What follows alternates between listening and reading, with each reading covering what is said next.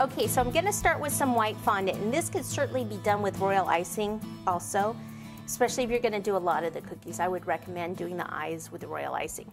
So take your finger, take a ball first of white fondant, take your finger right over the middle and just roll, and then you have more of a tic-tac shape. I know you guys like it when I do the E, so I'll go ahead and do that for you. Finger in the middle, E, just like 3 times, and then you've got your eye, and we will just pop that like right about there. And it probably needs a tiny bit of water underneath it for it to stick. And I'll go ahead and take one more ball, finger right in the middle, E, and then pop it down. Again, hello, I just said I needed water and then I didn't do it. I'm just trying to make sure that they're close in size there.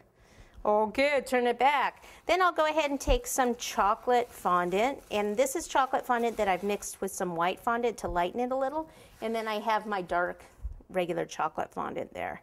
So for this, I'll just take a little bit of the brown, same shape, ball, only much smaller, teardrop, E, place it right there.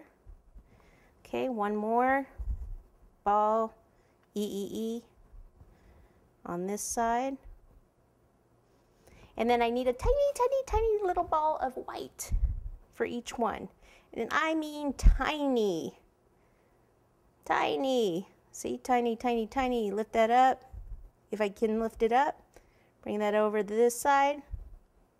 Like that. One more. That one's bigger, so I need to actually cut that down. Sometimes you can just tell when you're rolling it that it's bigger or smaller. There we go. Okay, then for the mouth, I'm going to take this piece. So it's about a pea-sized piece. I'm going to take my finger over half and roll, finger over the other half and roll, little in the middle, back to this side, back to this side.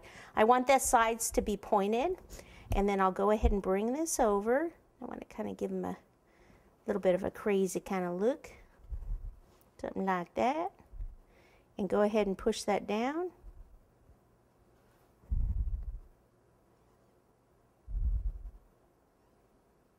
For the mouth.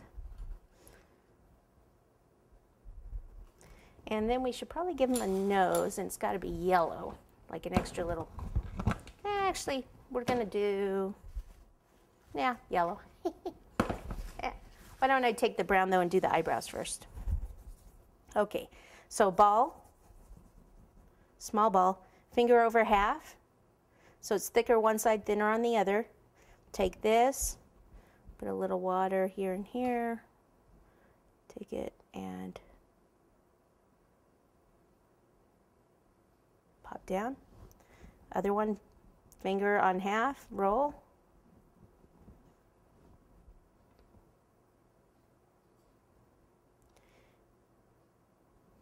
Sometimes your finger's too big, so take, the back of the paintbrush, whatever you can to move that.